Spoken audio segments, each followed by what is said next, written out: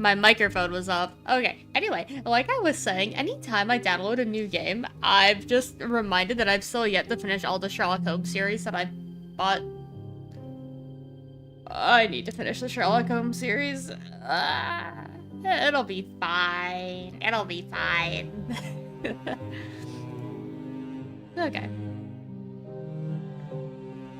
So, hi, anyone that is here, welcome. We are just starting this. I have no idea what kind of game this is. I don't know anything about it. I'm also not streaming at my normal time. Usually I'm on, like, far later at night. So this is, like, hella weird. Hella weird is definitely one way to describe that. I'm really not used to being here so early. Like, in the nicest way possible. Love y'all. Yeah.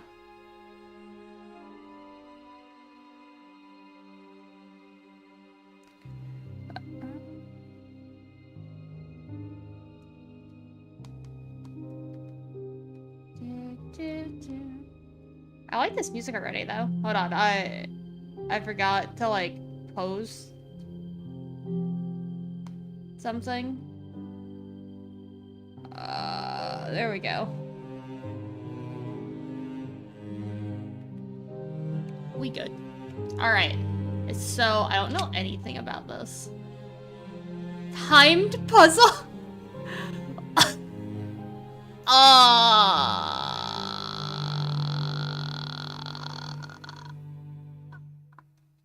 How smart am I? Hold on. Oh, hold on. I need to, like, gauge this today. How intelligent am I? Not very. Anyway. Left click to interact, double click to kick. That's it. Double click to quick travel, right click to examine. Okay? Sounds easy enough. I can't fuck up this one. I can't mess up this one. They said there was a treasure on the island. Its location? Known only to the dead. Nice. I could see it in my dreams. How was I supposed to know that in order to find it, I'd have to die too? Because only the dead knew where it was. Come on, buddy. Let go. Fuckerino.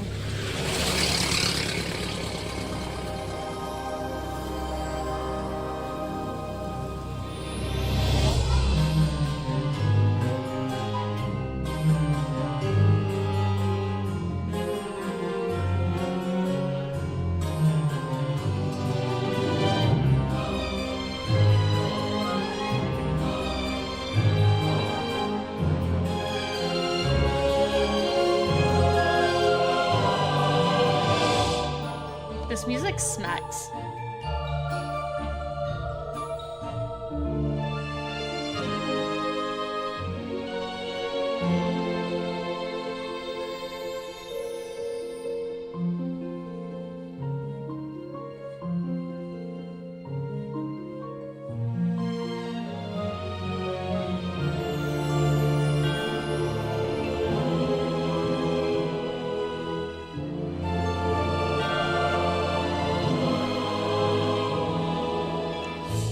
I would be commentating, but I'm like low-key enjoying this, so I have no words. I'm legitimately just going to sit here and enjoy the music. I stop.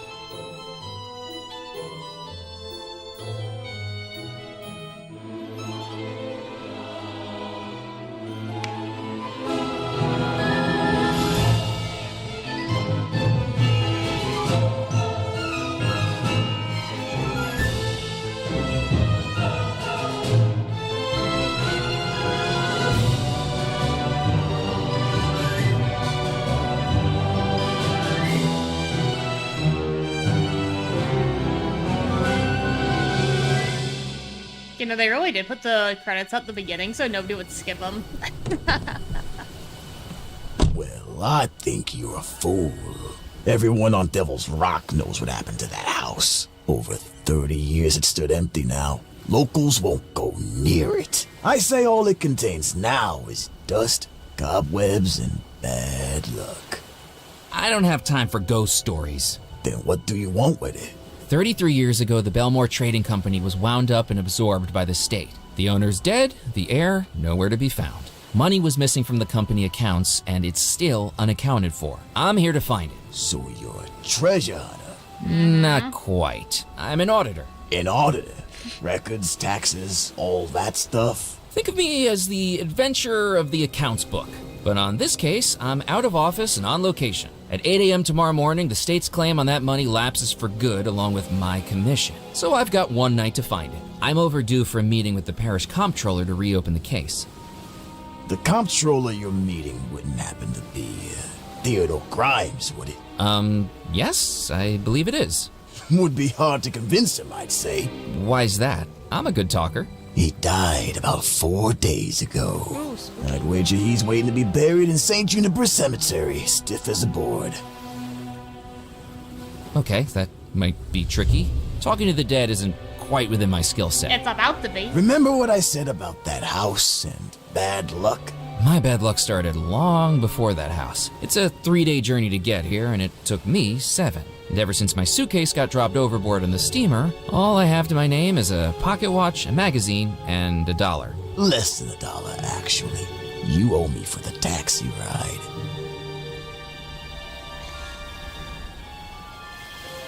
The taxi driver was the type to prefer payment over conversation. Oh, you're foolish mortal. I am too. The taxi driver was the type to prefer payment over conversation. Oh. Oh, I give him the $1. And here's your change. Didn't you say you'd take me into town? You can walk from here. No one with any sense would go further onto this island at night. And remember, the tide's coming in. Within the hour, you'll be cut off from the mainland until tomorrow. That suits me. I took the pocket watch out of my vest and clicked open the cover. I've got 13 hours to find $13 million. Unlucky for some, but if you're really dead set on it, here's a tip. Go find the Spirit Queen. Oh boy, ghost The stories. Spirit Queen? Who is that? I think you'll find you mean, what's that? Good luck, Murphy McAllen. Enjoy these kind of games. Enjoy Grim Fandango. Start down a foolish path. Is the game too loud? I think it's too loud.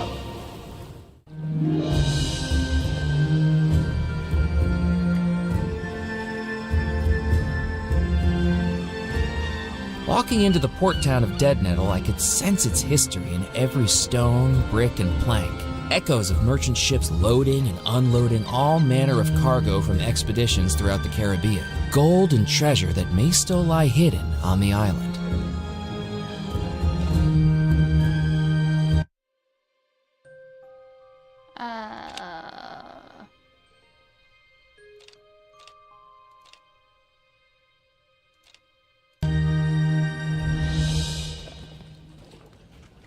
Wait, did that not...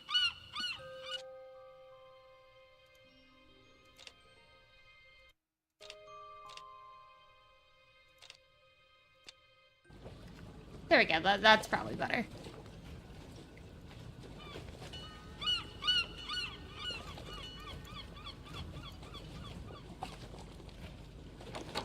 The door was locked with a sign in the window saying, "Closed for private appointment, reopening shortly." I could see 2 gentlemen inside the store.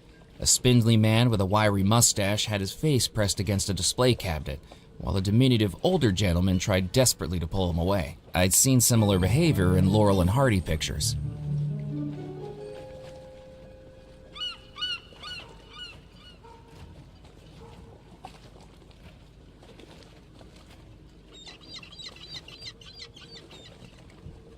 Puppet theater? Hell yeah. The puppet show hadn't started yet. Oh, okay. I guess I'll just go to room and board then. Fine. Sure, I don't get to see the puppet show. I want to watch a puppet show.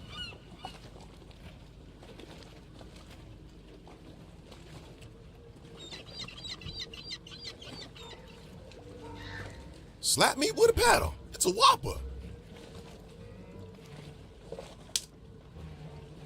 Well, blast my barnacles. That's the third one tonight. These fish sure must have been spooked by something.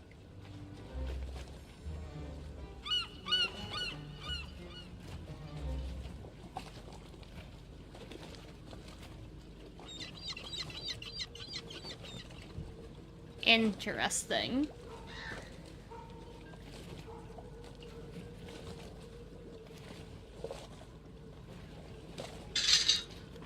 I shook the gate, but it wasn't going to open. Down the passageway, I could make out a portion of an illuminated courtyard and the echoing trickle of a fountain.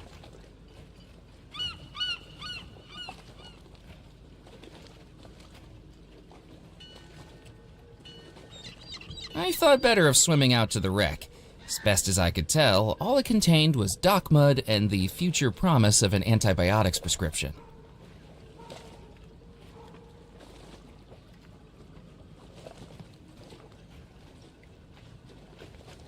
Are the fish biting? Not so well today, to tell the truth. That was the first nibble in hours. I'm near Kip's, by the way. I haven't seen you around here before. I'm here because I have a very important job on this island. A calling that only I can fulfill. Dark secrets that I need to uncover. Oh, you're a tourist. Now, why on earth would you choose Devil's That's Rock as the place to definitely vacation? job. I must have done Tourist. something to upset my travel agent. The name's Murphy McCallan. Nice to meet you, Mac. Not peckish, are you? You can help yourself to what I got here in my bucket if you like. Oh, thanks. My expectations of a local seafood delicacy quickly unraveled when I plunged my hands into what felt like lumpy jelly. Ugh! There was a handful of fish guts. Ha! That's the best bait you get around here. They smell pretty bad, but the critters on this island love them. Who would have known they're good at suckering in tourists, too? Have you heard of the Spirit Queen? Heard of her? Sure. But I wouldn't be heading out into the bayou at this time of night. If she's out there, that's where I need to go. Murphy, bayou's dangerous. It's not the kind of place you want to go alone. I'll be careful. Well, if you're set on it, just take the western route out of town. Left at Pimlico Rock, then right on into the bayou. Without Docket gets in there, you'll see the lights guiding you the last stretch of the way. Just make sure the gators don't get too attached to you.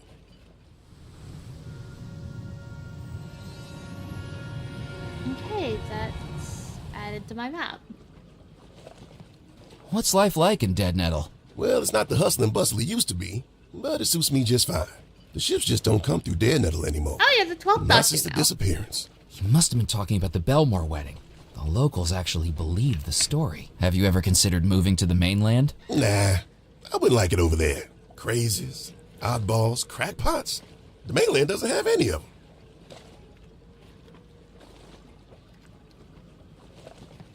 I'm doing pretty good, I hope you are. I'm streaming a little bit earlier than normal because I got some time off, but you know. What's that you're reading? This is Herman Melville's Moby Dick. Are you enjoying it? I'm struggling my way through it, to be honest. I thought it was a how-to book. I much preferred the last book I read. It was much more action-packed. What book was that? The Encyclopedia of Fishing Lures, 3rd edition. I don't want to know what this man's version of action-packed is. I'm gonna get back to I'm going to exploring get back it. to exploring the island. I wouldn't go looking for it if I were you, you know. Excuse me? The folks this island gets now either seem to be looking for something or running away from something. You look like you're doing both. You got your eye on that Belmore treasure, and I wouldn't be doing right by you if I didn't warn you to stay away from it. I know this island has a reputation for the macabre, and it's all fun and games in the beginning, but dig too deep, and you end up in a place you don't want to be. What makes you think I... Ned looked at me in a way that told me my playing innocent wasn't going to work. Okay, that's right, but I'm not a grave robber. I'm an auditor, Suspicious. contracted by the state. It don't matter what your reasons are, Mac. You need to be careful with that house. Us locals, we don't go anywhere near it. I appreciate the concern, but who can really say they've seen a ghost? I have, Murphy, and I'm not the only one. Ever since the disappearance, anyone brave or foolish enough to go up to their house has seen the same thing. You might say it was moonlight shimmering off dusty glass, the shadow of a tree branch, or a curtain blown by an unseen breeze. But deep down, we all know what we saw. What did you see? The phantom. It's It's not something anyone will forget. Every poor soul who's seen the Phantom has been plagued by the most awful experience. Night after night of endless nightmares. You're pretty happy for endless Months nightmares, of but restless you know. sleep. Just visions of faces. Evil faces. Laughing. It's like it can infect your dreams. And who do you think the Phantom is? Or was? Nobody knows. But it must have been someone at that awful wedding. Someone who doesn't want to leave the house. Or doesn't want to let anyone in. I appreciate your concern, but I have a job to do.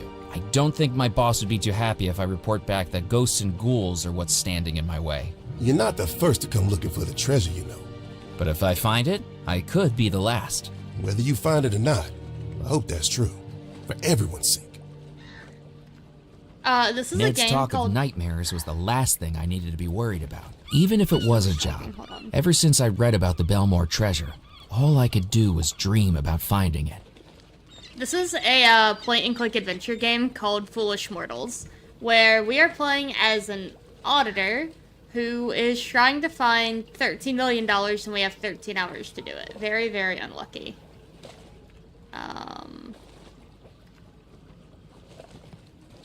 Fishing net. The fishing net was worn and useless. Using it would have been like trying to catch soup with a sieve.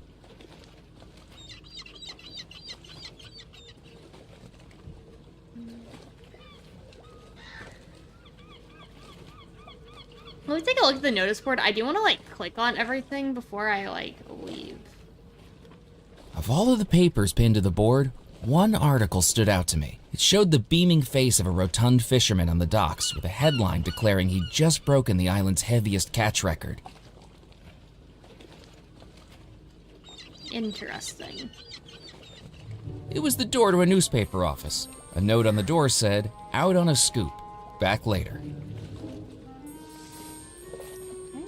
So my only option is this way.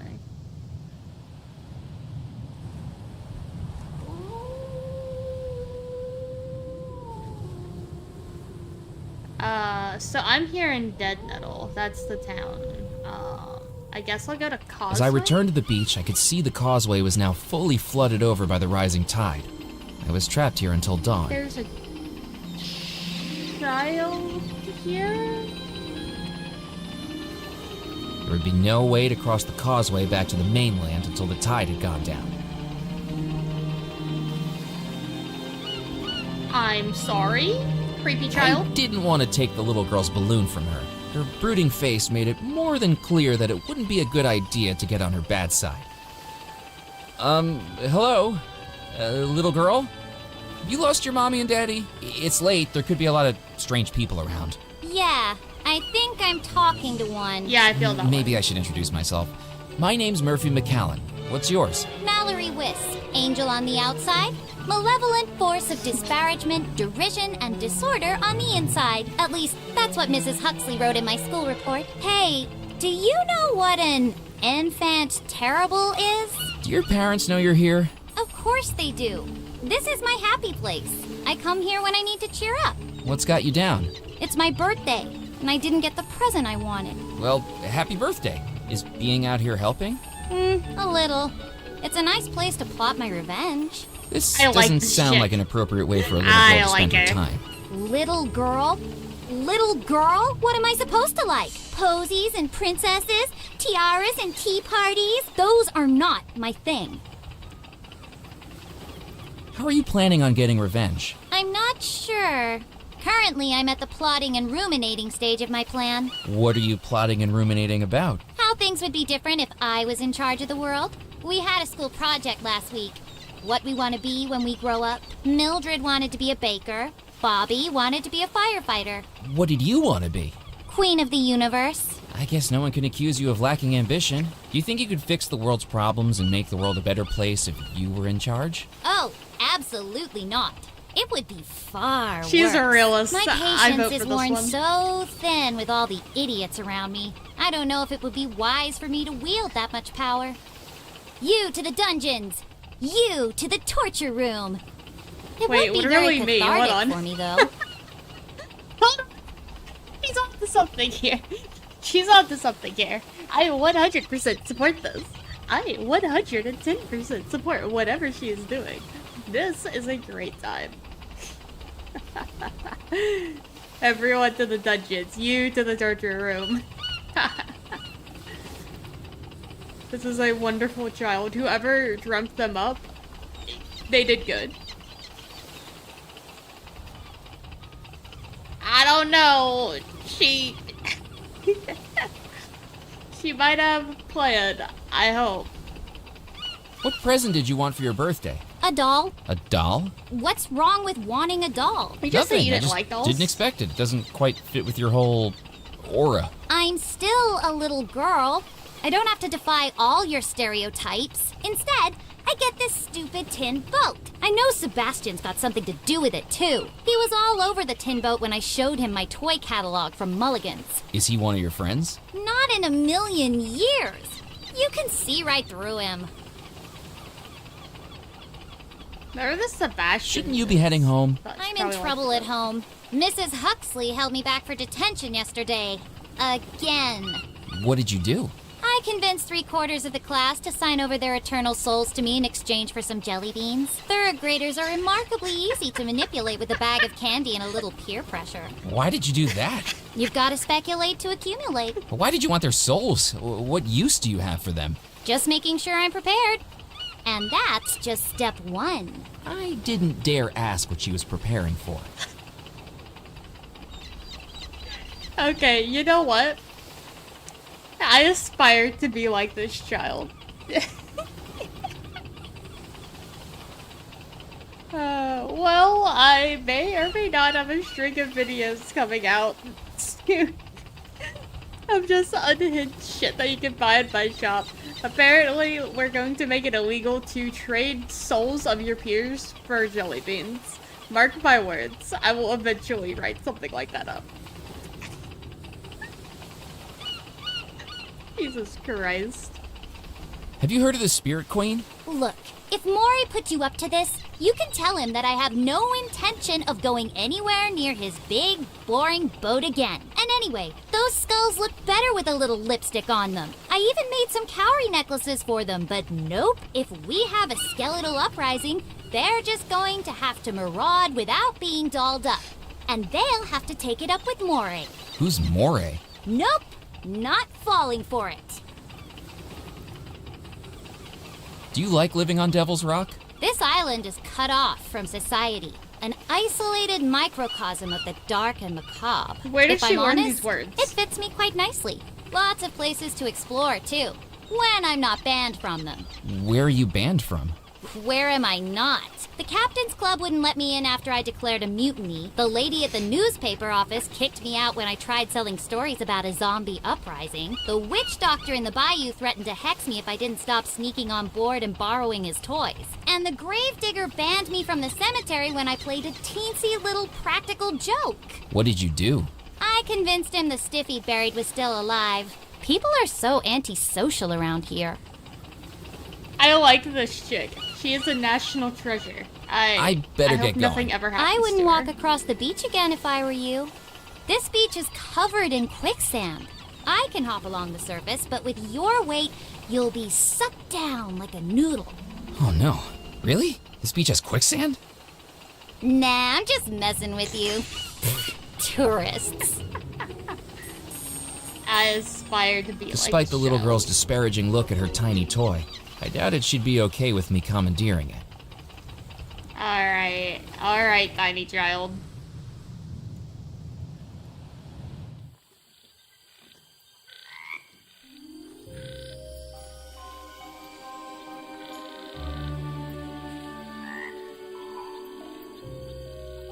After Run! what felt like miles, the eerie darkness of the bayou gave way to the soft orange glow of a gas lamp. And beyond it, the last thing I expected to find in the heart of the swamp. Friend. Hand-painted lettering on the side of a paddle wheel revealed the Spirit Queen wasn't a person, it was a riverboat. Its hull sagged, the wood swollen and split from years in the swamp. Peeling paint curled like dead skin, and what remained of its once grand decks now tilted and crooked. It looked like a wedding cake that had been left to rot.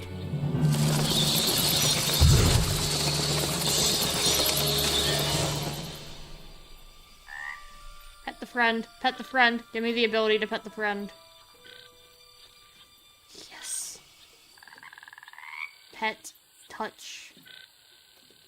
Firstly, if I wanted to get across the jetty, I needed to make sure the alligator wasn't on it.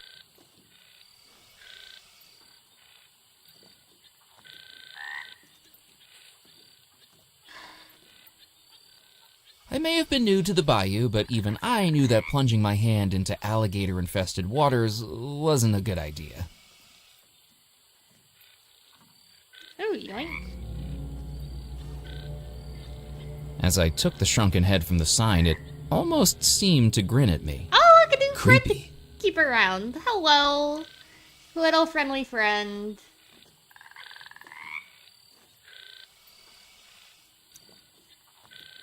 I considered climbing the water tower, but I couldn't imagine what I'd find at the top other than stagnant, moldy water. And there was plenty of that in the bayou already.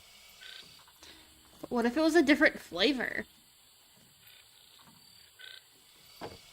I jiggled the handle, but the door was locked.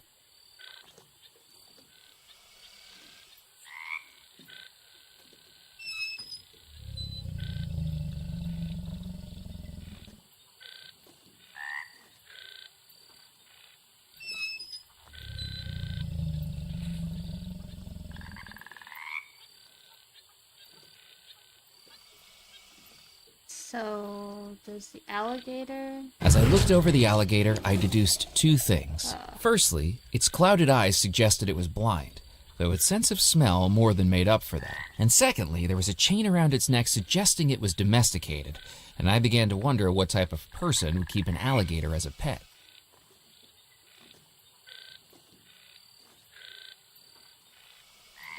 Hand-feeding the alligator didn't seem like a good idea. What if it bit off more than I was offering? But this is very smelly. What if I put this on the Nope. train? Put The shrunken head was already disturbing enough without shoving rotting seafood inside it.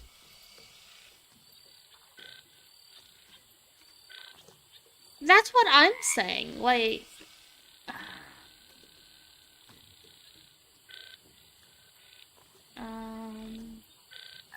Can I, like... I wondered smack whether to roll up the magazine and bop the alligator on the head with it. Then I remembered I wasn't feeling suicidal. I needed to think of something else. The shrunken head was dry and desiccated. I doubted the alligator would want it as a snack. What if I put it on That didn't work. I needed to think of something else. Okay. I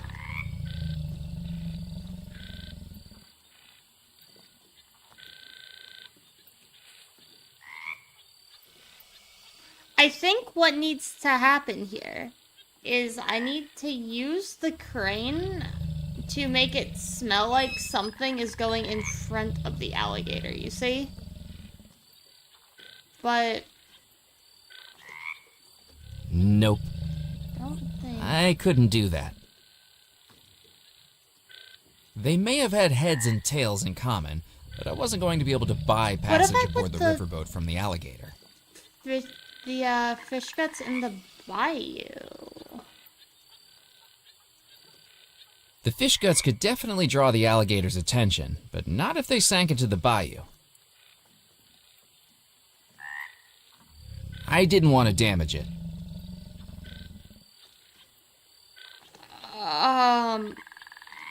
Okay.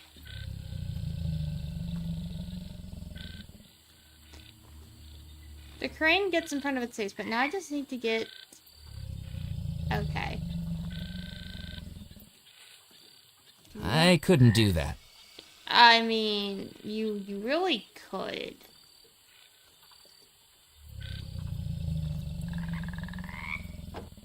I jig... No? The damp air of the bayou had swelled the window in its frame. It would need more force than my bare hands could supply to open it. I needed to think of something else. Throw it out the window. I needed to think of something else. Wonder if I like... It was the Spirit Queen riverboat. Decks rotting, smokestacks toppling, and its hull sinking into the gator-infested bayou.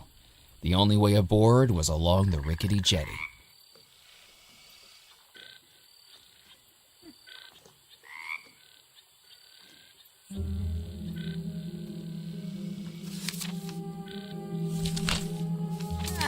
This tells me about. Okay. It was the pocket watch I'd been given when I reached 5 years as an auditor. I didn't know whether it was to celebrate the fact or rub it in.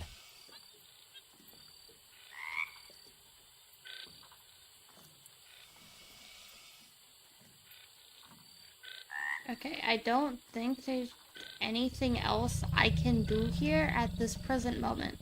What if I were to get, like, the, child's boat and put the fish guts on it?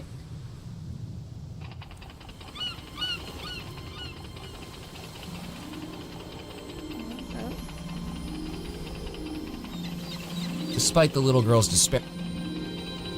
Hello again, Mallory.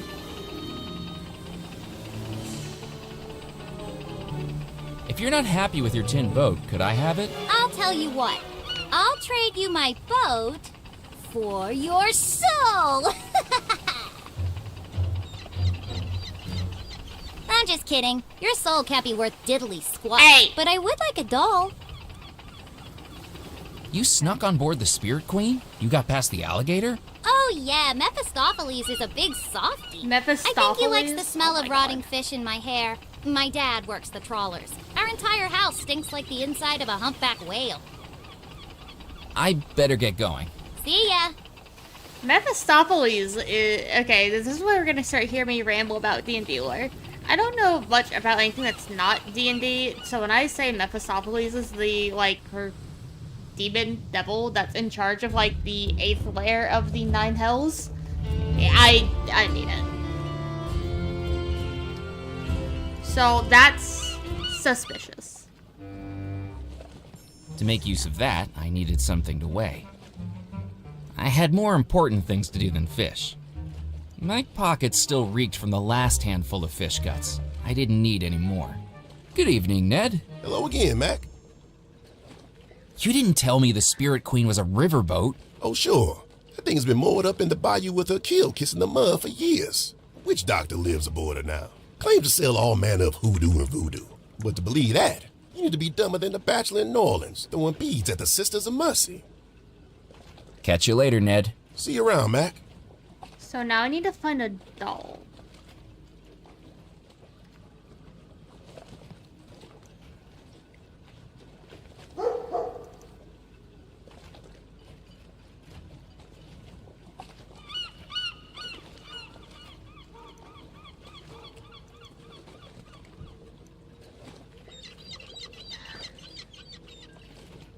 I had heard of the medical benefits of open-air night swimming. To my mind, the only medical benefit was diagnosing insanity in the people willing to do it.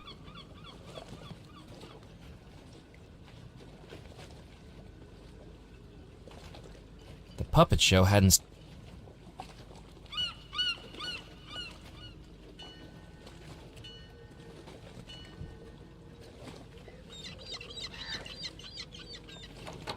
The door was locked with a sign in the... I could see two... I'd seen similar...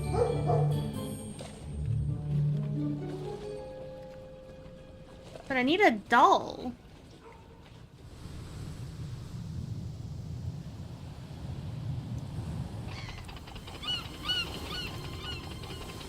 Can I have it without I giving thought a it best... doll? Despite the little girl... Do you want a sunken head? How would you like to trade your tin boat for this? A doll? At least the head of one. Deal! Oh, I'll hug him and kiss him and conquer the world with him. Okay.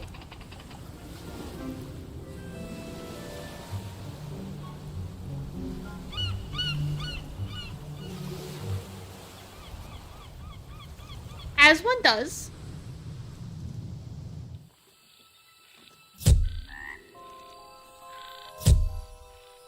You're new. Mr. McAllen, Yes? How do you know my name? it's a work assignment that brings you to the island. Am I right? She began staring at me with intense, hypnotic eyes. Disguised within her tailored outfit and tortoiseshell spectacles, she had the crazed look of someone not entirely in touch with reality. That's right. An auditing job. Eyes that looked like she was reading my very thoughts. Yes? And you're late. Days late. I was beginning to panic. Ned had warned me about the supernatural on this island. Was this person standing in front of me equipped with psychic powers that could read my very thoughts? How do you know all this? Are you the witch doctor? The witch doctor? No. It was written on this telegram that came in for you. It came through a few days ago now. Your boss isn't too happy by the looks of it. Bill Bolam, the taxi driver, telephoned and said I'd find you out here. You're reading my telegrams? I'm a newspaper reporter. It's one of the best ways to get a good story. That's Now, do you want it or illegal. not? If you wouldn't mind. McAllen, you're late reporting in. I don't remember authorizing the reopening of a cold case, but you better make sure it pays off, or you'll be swapping desks back to the mailroom. Sid Sinclair Auditing Company. Do you want to send a reply? What was there to say? My only contact was going to be pushing up daisies by morning, and my one lead was the magazine I'd been carrying with me since heading out. Before I checked in with my boss, I needed some progress to report badly. You know, for now I'll just leave it. Suit yourself. Sounds like you're up to some fun on the island, Murphy. Be a sweetie and keep me updated so I have something to write about, won't you? She didn't even wait for a reply before she started striding back through the bayou. She hadn't taken a single thing from me, and yet somehow, I still felt like I'd just been mugged.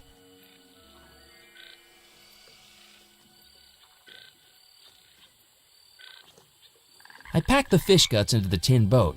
It was the smelliest little ship to sail the 7 seas. Perhaps this would attract the gator's attention. The hulking mass of scales and muscles lumbered to the edge of the jetty and dangled its toothy jaws over the side, its nostrils flickering at each waft of fish guts.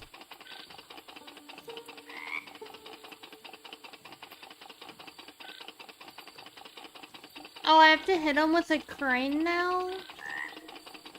Ready? I'm sorry, friend. Aim.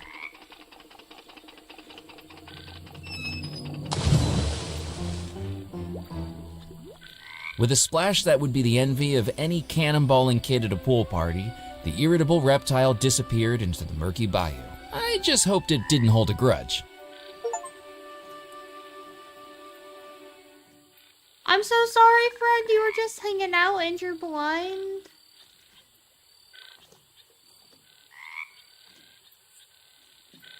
The taxidermied fish looked like it was barely hanging on to the rotting wooden frame. Deciding it would be better coming with me, I picked it up.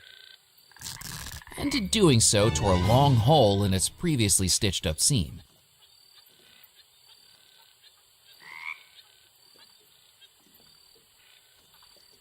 The writing on the paddle wheel said in fancy painted letters, "The Spirit Queen."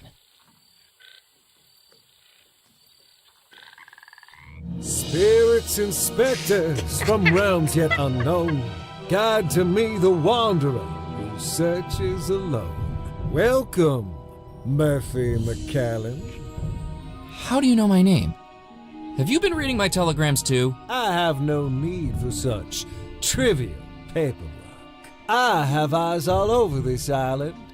Now it's time for me to see you for myself.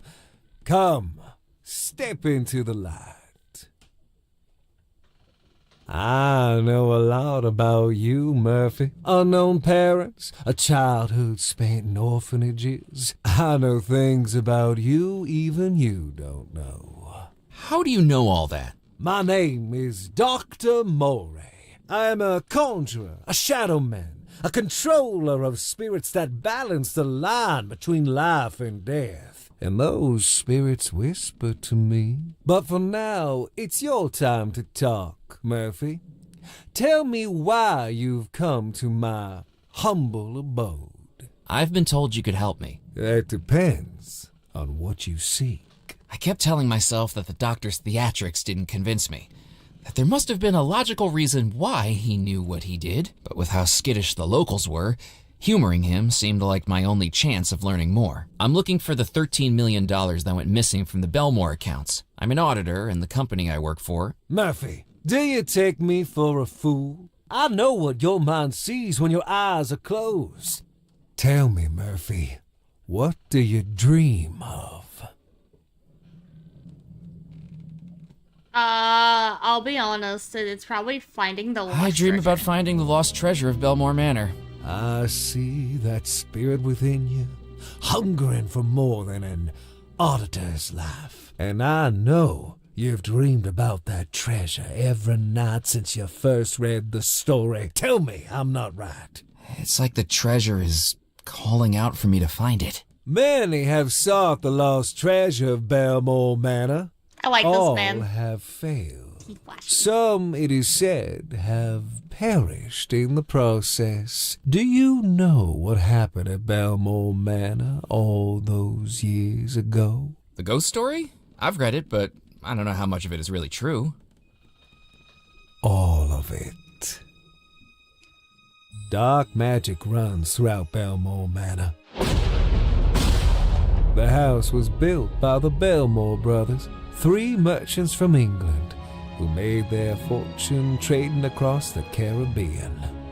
Xavier Belmore, an explorer. Yardley Belmore, an actor. And Cecil Belmore, a scientist. Their parents dead for many years, they each loved and cared for their young sister, Abigail. Abigail met a young sailor who worked aboard her brother's ships, and in less than a year, he proposed. The engagement was a scandal. Despite having the pick of any eligible bachelor in high society, her hand and her share of the Belmore fortune was to go to a commoner. Because of their unconditional love for their young sister, the Belmore brothers sanctioned the union. But people began to wonder if Abigail was being locked into marriage, whether by blackmail or black magic. Ooh. The 3 proud brothers planned a grand wedding, but in the months leading up to it, one by one, each of the brothers was lost, presumed dead. And yet the wedding was still to go ahead. And with Abigail set to inherit the entire Belmore fortune once she came of age, people began to wonder whether the sailor was not a perpetrator, but a pawn. On the morning of the wedding, Abigail summoned the sailor to her chambers. "I don't love you," Abigail declared. "I never loved you."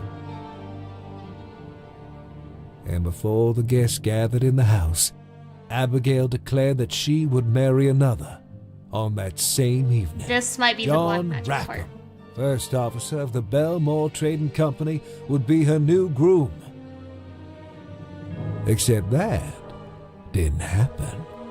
That night, everyone in the house suddenly and mysteriously vanished. Perhaps it was the last revenge of the scorned sailor. I hope so. In the house that night was a heart that would be broken, a victim who would be tricked, and a force that would unleash evil. But no one knows exactly who each was. If you want to find the treasure, Murphy, you'll have to find out.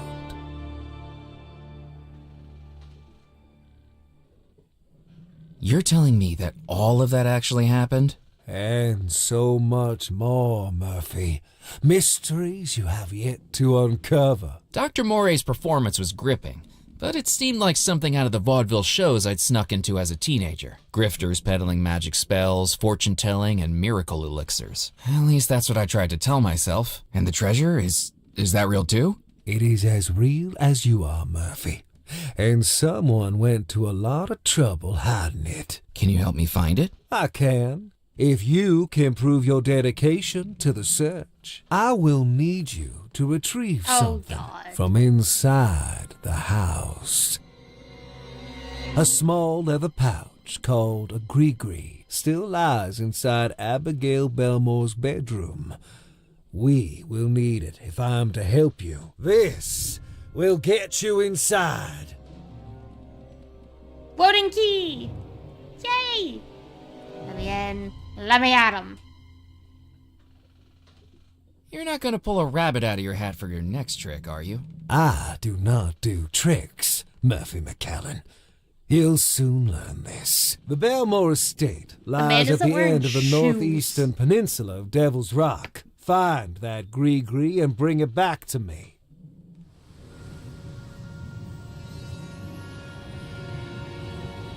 Look, all I'm saying I'll is be that here man is when not you wearing return. shoes. And Murphy, I just noticed this. ghost story? Now it's your story, too. That's ominous. Whoever did the voice acting for this, for that guy, smacked.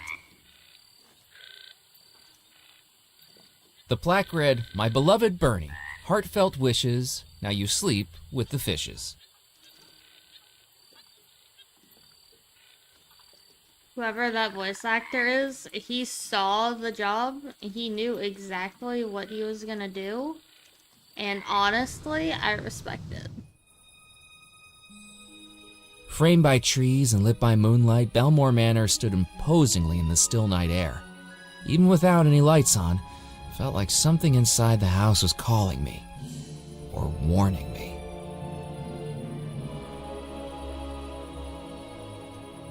Take a look-see at the pond.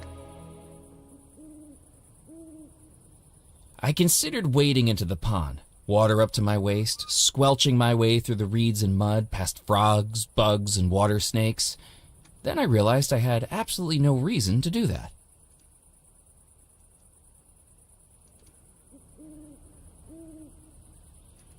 Interesting. That takes me back to the island. From the patina of rust, it was clear the patio set hadn't been used in decades. Ouch! So much for good luck. I picked up the horseshoe that had assaulted me. It was heavy, as the bump on my head attested.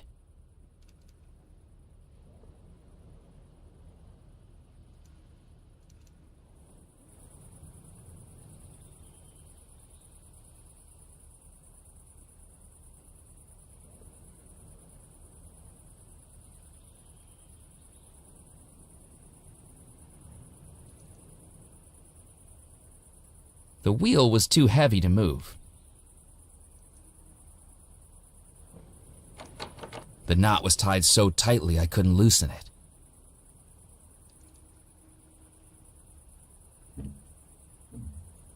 The doors were firmly locked from the inside. The barrel dangled from the rope like a piñata, but having this burst over my head would be the first step in getting tarred and feathered. The cow skull was out of reach, high up on the gable. Interesting. Looking out over the tranquility of the gardens, its magnolias lit by moonlight, nothing could take my attention away from the macabre sight dangling from the oak tree. A hanged skeleton, its wedding suit little more than tattered rags clinging to bone, and its skull seemingly watching me with hollow, unblinking eyes. An eternal groom without a bride.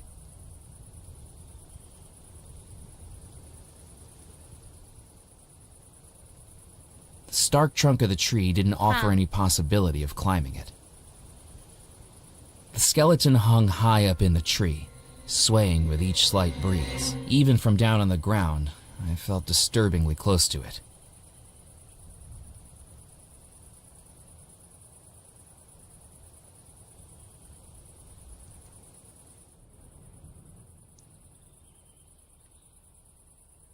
Okay. From the outside, I couldn't spot any clues to the location of the Belmore treasure. From the outside, I couldn't spot any clues to the location of the Belmore treasure.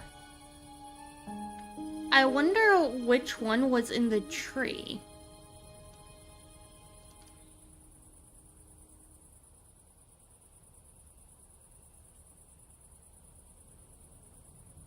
I needed the key to open it.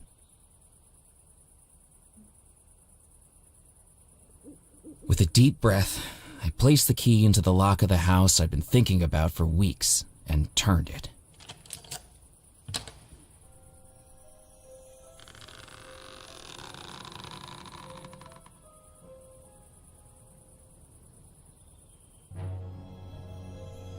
Hello? I don't know if I expected a reply, but with only an echo in response, it seemed like nobody was home. I hope that was just the wind. Okay. It wasn't time to leave. I needed to explore the house. Can we at least check to see if it's locked?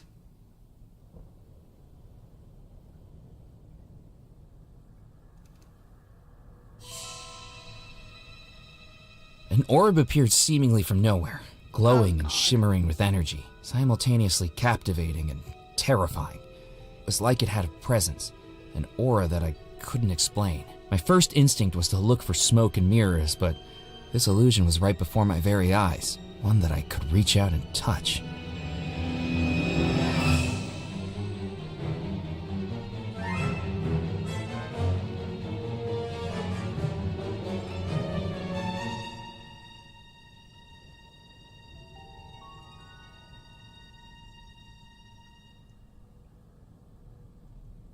It was a painting of Abigail Belmore, hauntingly beautiful.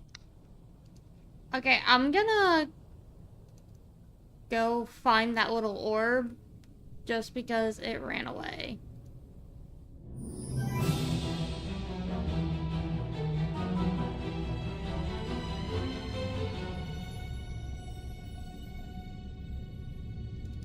you want to go that way? Why is the light on?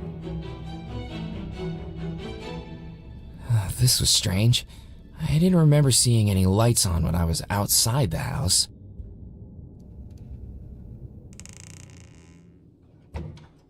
Walking into the room, I realized it must have been Abigail's bedroom. I was in the right place. Somewhere in this room was the Gree-Gree, and I needed to find it. The sheets lay flat on the bed, undisturbed for more than 30 years. The Gree-Gree wasn't going to be there. I tried to lift the ashpan grate, but decades without use had rusted it in place.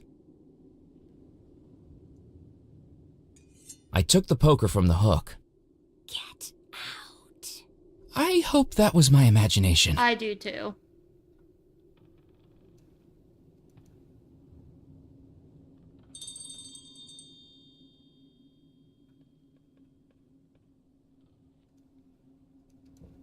The sheets lay flat on the bed, undisturbed for more than 30 years. The Gree-Gree wasn't going to be there. Portrait. The portraits hung tight to the wall and didn't reveal anything hidden behind them.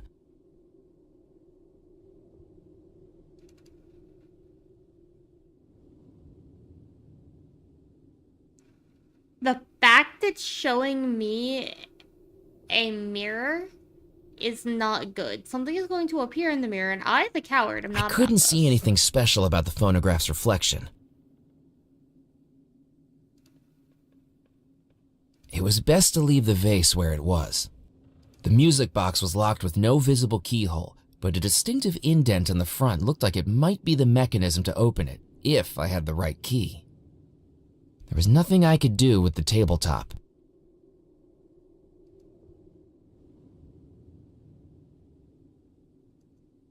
The phonograph didn't have a record to play.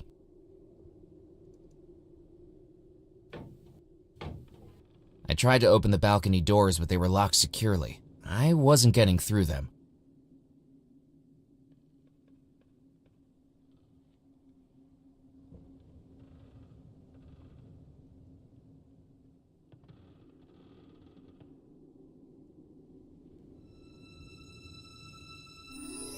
I wedged the poker in the grate, and with all my might, pulled. Yoink. I picked up the object that had been glinting in the fireplace and discovered it was a jeweled brooch. Aha. That goes to this.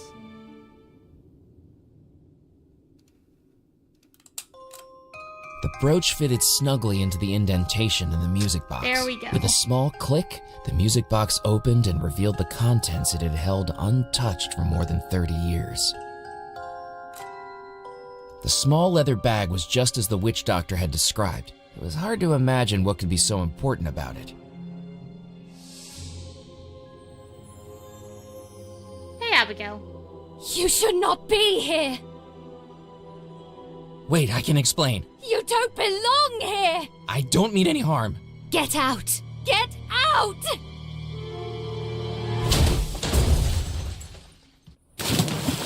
Excuse me? With good fortune, the pond had broken my fall. It was a strange juxtaposition, wiggling goldfish out of my underwear as I tried to process the fact that I'd just been the victim of an attempted murder by a ghost bride. The stories were true, so that meant the treasure might be real as well. And now I had the Gree-Gree. It was time to return to the Spirit Queen.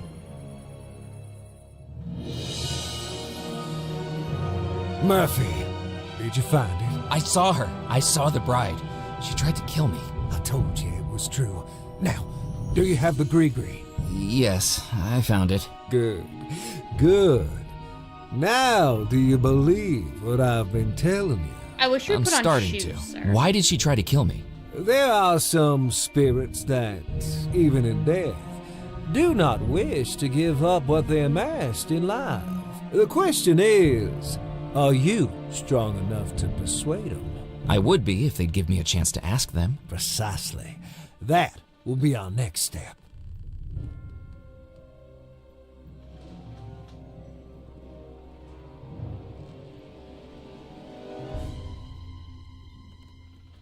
A manuscript for a voodoo spell? A spell to help me find the treasure? A spell to reveal those who know where it is. There are many things on this island that have gone unseen. Stories that have been left unheard, at least by mortals. But I commune with realms beyond. Let me introduce you to a friend. You have a friend on the other side? Out of the shadows, the cursed and the damned, return now, my servants, to do my command.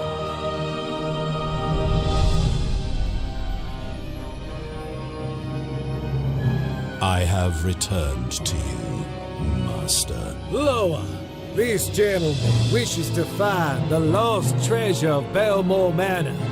Tell him how this can be done.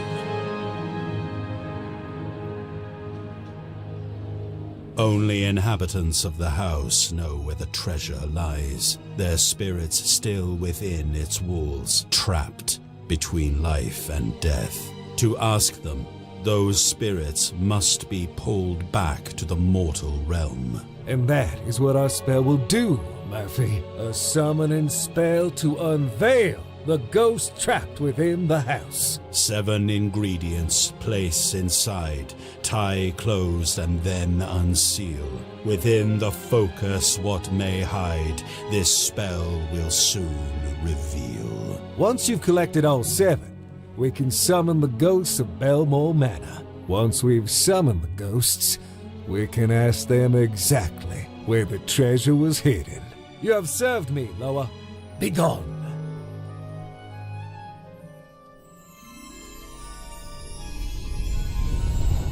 That, Murphy, is your goal.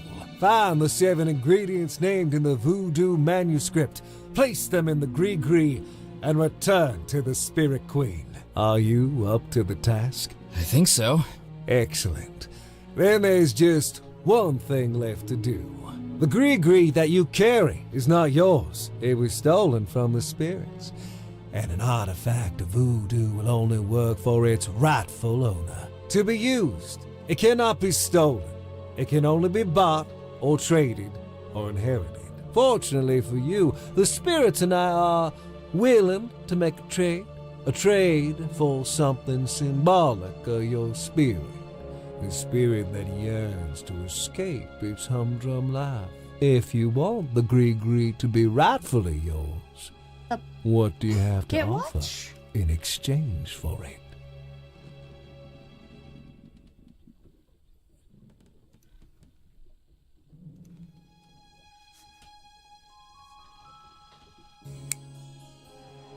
What about this?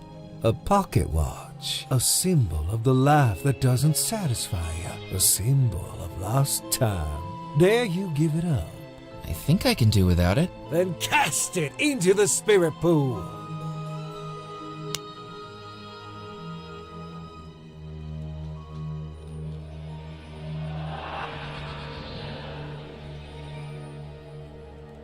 The spirits have deemed it a satisfactory trade. Yay. The Grigri and its powers are now rightfully yours to wield. You are ready now, Murphy. Head out to the island and retrieve the ingredients we need. Then I will show you the final step of the spell. How am I going to find what I need? Everything I've ever needed for my voodoo spells, I've found here. It's as though this island draws the supernatural to it. The bayou, the beach, the town, the manor, all will help you in your search. Tell me, Murphy, have you visited the mill to the north, the fort to the south, the church at the island's heart? The island will lead you to that which you seek. I have no doubt about that.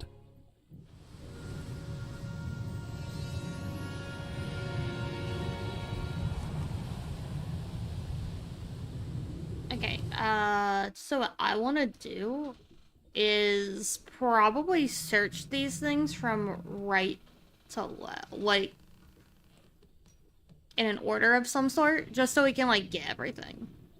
How are the ghosts trapped within Belmore Manor? The explosion is what sealed their fate. They exist now only as spirits, the form they should take in the spirit realm, and yet they remain here in the mortal realm. The ghosts are trapped in that house, unseen, unheard, and unable to interact with the world around them. This spell will change that. How is the bride able to attack me when she's supposedly unseen and unheard? Voodoo works best when attuned to emotion, and the strongest of those emotions can sometimes push beyond the known limits. So she was very angry that I was there. She must have been very angry with you.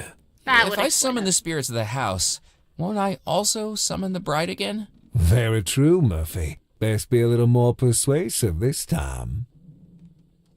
What was the explosion that caused everyone to disappear? It was a tearing in the very threshold between life and death, a chain reaction of spirit energy suddenly unleashed by the most violent of emotions. Just as the bride's anger allowed her to manifest in front of you this very evening, think of the rage that must have caused an entire household to explode and vanish. Who is the creature that you talked to? That is my Loa. The Loa are the mysteries, the invisibles, the messengers. Is it a ghost? No, they are the intermediaries between humans and the supernatural. There are two planes of existence, Murphy. The mortal realm and the spirit realm. Loa can move between them both. With my powers, I can command them when they do. How did you learn voodoo? I have always been adept with the mystic arts. Just as you dream of treasure, Murphy, I dream of power. I came to Devil's Rock many years ago, drawn by its voodoo energy, and no sooner than I arrived, the spirit realm began to reveal itself to me, pleading for me to be its master. Why is this island such a focus of voodoo energy? I suspect the answer to that question already lies in what you're seeking. I like Murphy. He asked the sensible questions because I already know if I was in his shoes, I'd be like, yeah, but why? How? Can you show me? Why does that work? Why do you need this? What does this have to do with anything? Like, I'd want to know everything, so I can respect all these nosy questions. What's this riverboat we're aboard? This is the Spirit Queen. It used to be a pleasure boat, plying the rivers around the island, a den of drinking and gambling. That's how I came to own the boat. A lucky game of chance. But between you and me, Murphy, it's a lot easier to win when you have spirits to control the roll of the dice. It sounds like you cheated. Fate was always gonna bring this boat to me. I just hurried it along. Do you keep an alligator as a pet? That's right. My dear old Mephistopheles. Blind as a bat, but with the smell of a bloodhound. Good thing he's chained up safely in the boiler room. No, he isn't. He was out on the jetty when I was trying to get aboard. Where is he now? Swimming in the bayou. Oh dear, not again. I'm going to go and find the voodoo ingredients. Hurry back.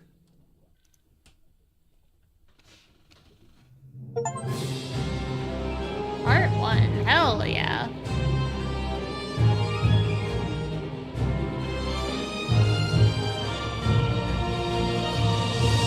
I really like this game. Okay, took the fish off there. I wonder if there's anything new about the bayou. Use the crane. I've not gone in here yet. I jiggled the hand. The damp air of the bayou had swelled the window in its frame. It would need more force than my bare hands could supply to open it. Oh, hell With yeah. a bit of elbow grease, I levered up the window frame.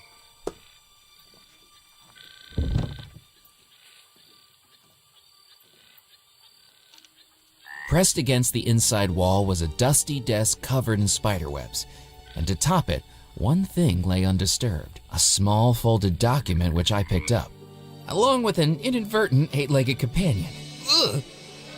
Ghost stories and haunted treasures I could handle, but spiders gave me the creeps.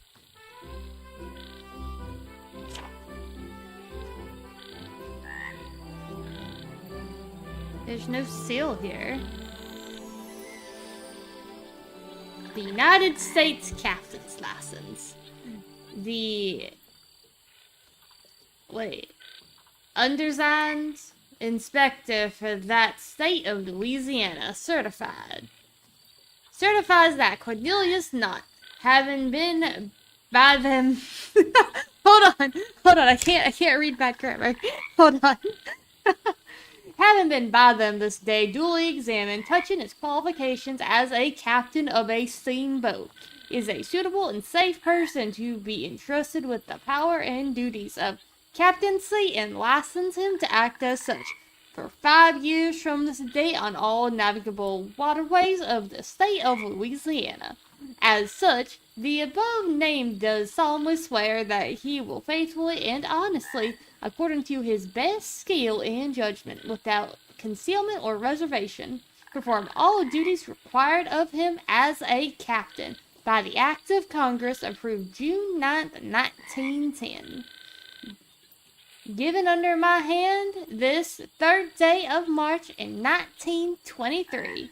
B. Butterworth, Supervising Inspector. Okay, well, we don't really have a seal up here, and it's signed by Cornelius Knott.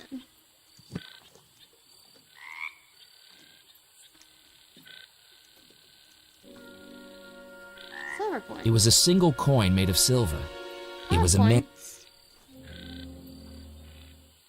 It was the change the taxi driver had given me from our drive across the causeway, a dime and a penny. I placed the dime into the gree-gree. That would work as the silver coin. Okay, one down. It was a single coin made of silver. Coffin nails, bone fragment from...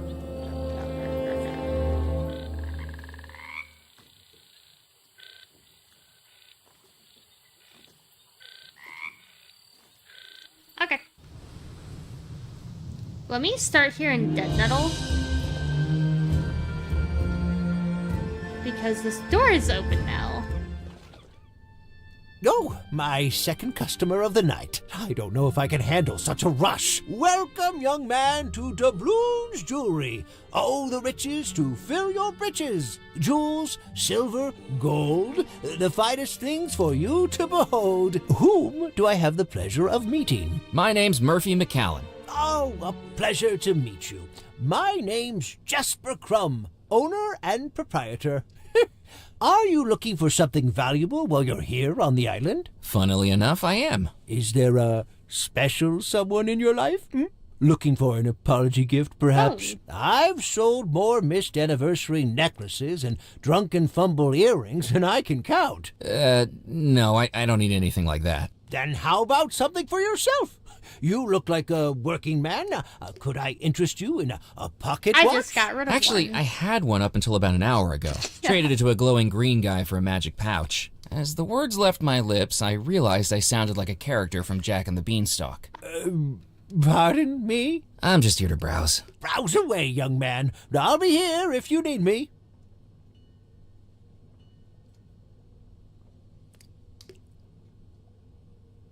The cabinet was filled with precious jewels, geodes, and fossils next to a small sign that read, Treasures of the Earth. The cabinet was filled with used jewelry, rings, brooches, necklaces, and more. Even secondhand, I would have had to save for years to afford any of them. There was no way I could carry a fishbowl full of water and a live goldfish around with me.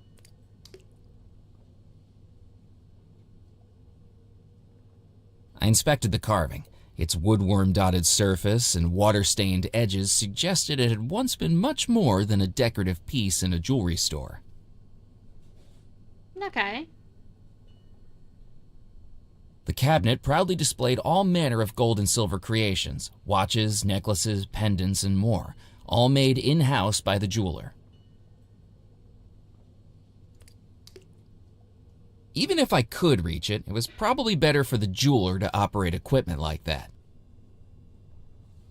There was no reason to use the microscope without something to magnify. Magnify While the this? microscope was meant for jewelry, I was confident I'd already revealed this brooch's secrets. Then what does this guy think? Excuse me, would you be able to polish a brooch for me? Let me take a look. think this would make the spirit lady 18-karat happier. yellow gold, filigree wirework in a handcrafted floral motif, and round, brilliant cut ruby, if I'm not mistaken, made to fit a music box? That's right. How did you know that? I know my own handiwork anywhere. Now, how did you get a hold of it? Oh, just a gift. What a generous gift indeed. Well, we do offer free polishings on all items purchased here, so I'd be very happy to shine her up for you. Please, bear with me for a moment.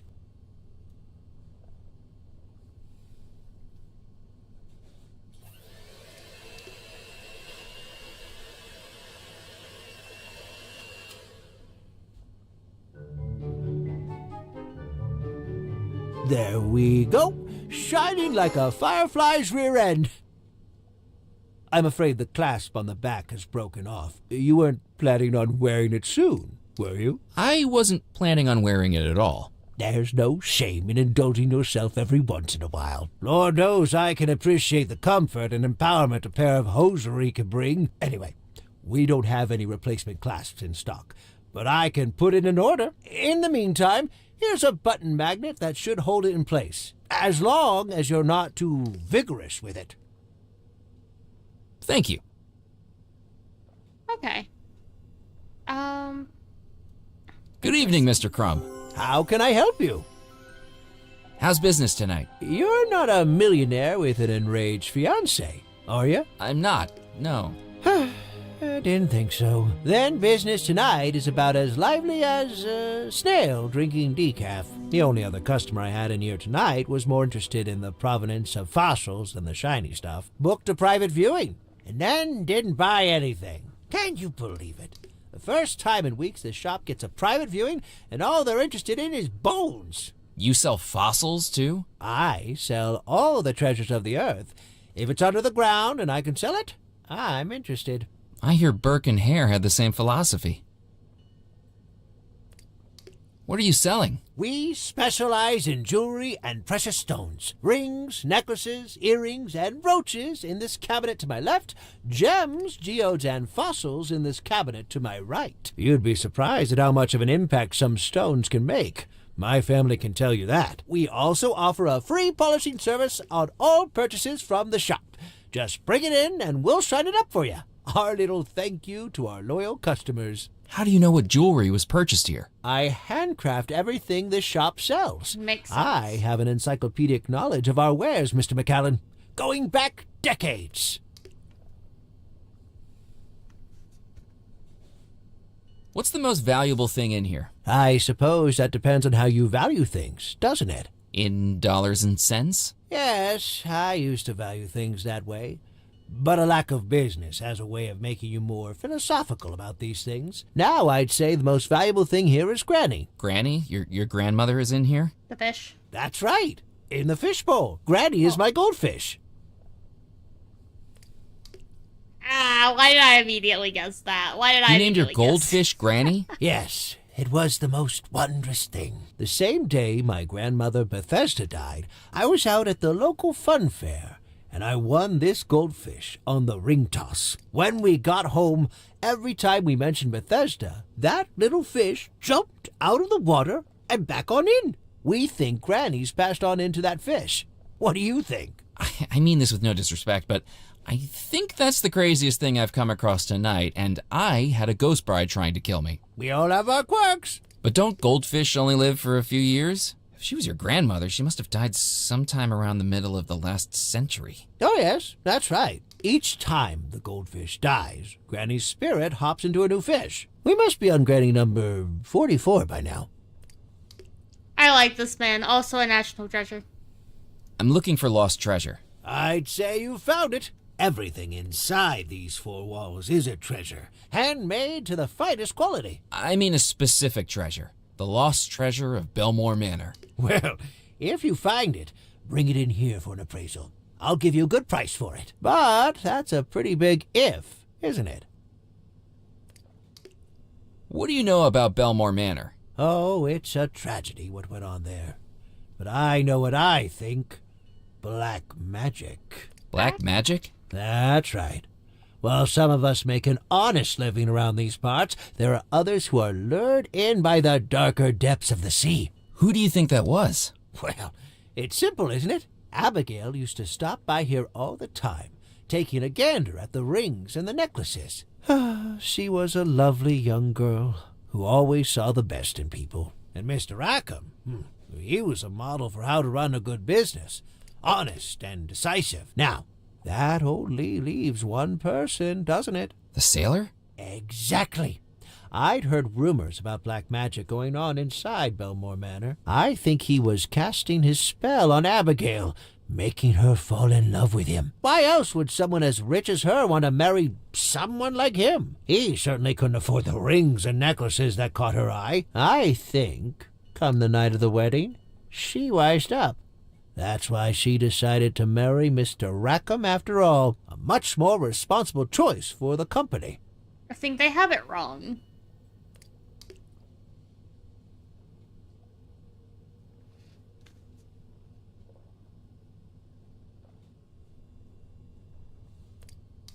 What's the carving on the front of your counter? That is the genuine stern carving of the Golden Goose, the famous brigantine. I could trace my family's history on the island back hundreds of years, right back to the ship's owner, Captain Bartholomew Crumb. You've heard of him, I expect. Captain Crumb, the vicious pirate?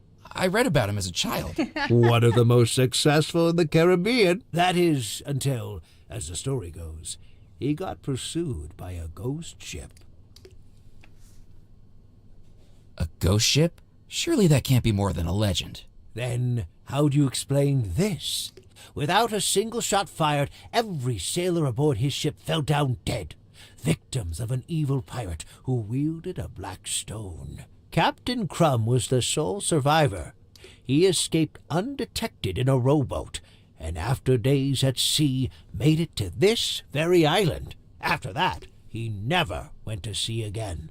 Instead, he set up this shop with the one chest of jewels he'd managed to carry away. Some of the gems you see around here still date back to that final hoard. A black stone killed the crew? So the story goes. I suppose it explains my family's obsession. Not just the gold and jewels that tempt us, but the wicked stones that threaten us. Why did Captain Crumb come to Devil's Rock to set up his store? This was his home port. Devil's Rock used to be quite the lawless island. Legend goes he used to hide his treasure along the southeastern coastline. The island is dotted with caves. Plenty of places to hide the loot. Interesting. I think I'll just look around for now. I'm here if you need me. Okay, so I think I'm gonna head off, simply because I'm gonna hit save here. So because I didn't sleep very well last night,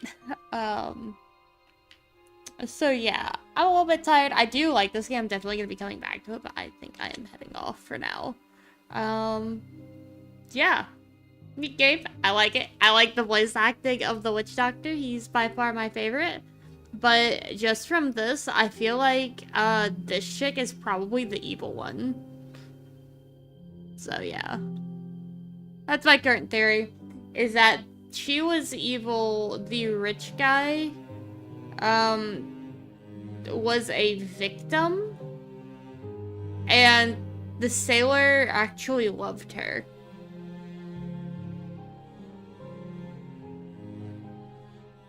So yeah, that's my current working theory. Oh, and then our guy's an idiot. Okay, yeah, with that, I'm gonna head out. Thank everyone for stopping by. It's just been a very, very long night.